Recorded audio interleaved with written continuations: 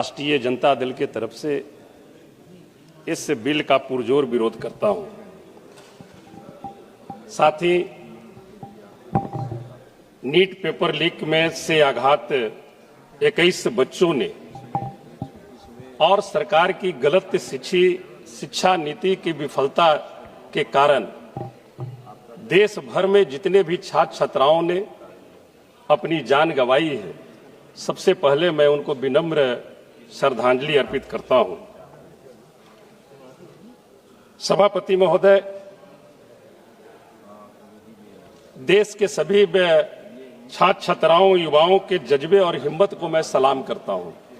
साथ ही साथ सोनम वांगचुक जी को भी मैं धन्यवाद देना चाहता हूं। सरकार के गलत शिक्षा नीतियों के विरुद्ध अपने हक और अधिकार के लिए जंतर मंतर से आंदोलन प्रारंभ की, जो देश के कोने कोने में फैला और देश के छात्र छात्राओं युवाओं की मांगों को सरकार ने भी सत्य मानते हुए उनकी मांगों को सत्य मानते हुए छात्रों और सरकार में सहमति बनी और शिक्षा मंत्री जी का इस्तीफा हुआ। सभापति महोदय, लोकतंत्र में सबका अधिकार है कि जब सरकार गूंगी बहरी हो जाए तो धरना प्रदर्शन के माध्यम से सोई सरकार को जगाने का काम करे। जंतर मंतर से लेकर पूरे देश में छात्र छात्राएं युवाओं ने सरकार को नींद से जगाने के लिए आंदोलन कर रहे थे। लेकिन बड़ा दुर्भाग्य है महोदय, जिस तरह का दमनकारी व्यवहार उन असहाय छात्र छात्राओं पर किया गया, सरकार और पुलिस प्रशासन के द्वारा, यहां तक कि बिहार में के सिवान में छात्रों पर AK-47 से गोली चलाई गई। यह किस तरह का दमनकारी सरकार उन छात्र छात्राओं के साथ किया महोदय, ज्यादा मैं जिक्र नहीं करूंगा। मेरे औरंगाबाद जिला में देखिए, 26 तारीख को 12 नामजद और 1000 अज्ञात पर FIR किए गए। यह बड़ा ही दुर्भाग्य है महोदय। सरकार और छात्रों के बीच सहमति जो बनी थी, उसमें 2 सहमति और थी।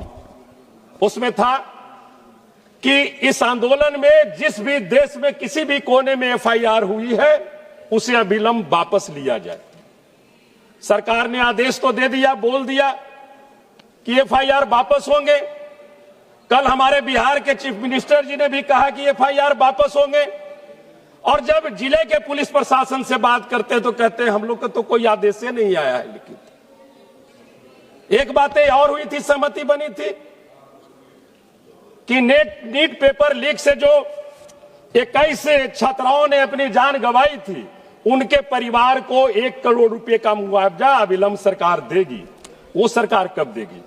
सभापति महोदय, मैं इस विधेयक के धारा 2 की बात करता हूं, जिसमें केवल सजा और जुर्माने को कई गुना बढ़ाने का प्रावधान किया गया है। क्या सरकार मानती है कि कठोर दंड से पेपर लीक रुक जाएगा? लेकिन मैं सरकार से पूछना चाहता हूं, क्या पेपर लीक इसलिए हो रहे हैं कि सजा कम थी, या इस सरकार की शिक्षा व्यवस्था पूरी तरह से ध्वस्त थी?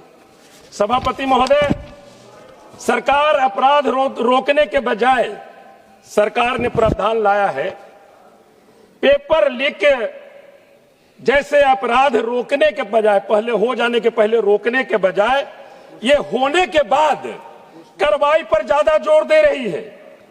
इस विधेयक में परीक्षा एजेंसियों की जवाबदेही तय करने का कोई ठोस प्रावधान नहीं है महोदय, यह संकट केवल पेपर लीक का ही नहीं है। आंकड़े बताते हैं 13-14 में सरकारी व्यय में 13-14 में 4.77% बजट का हिस्सा था। 24-25 में घटकर 2.5% हो गई।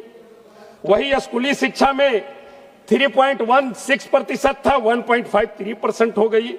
सबसे चौंकाने वाली बात सभापति महोदय, देश के केंद्रीय विश्वविद्यालयों में, IIT में, IIM में दिल्ली विश्वविद्यालय जैसे संस्थाओं में देश भर में लगभग 10 लाख शिक्षक पद खाली है महोदय।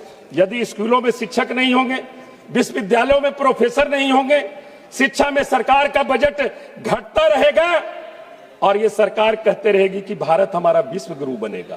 किस आधार पर विश्व गुरु बनेगा महोदय?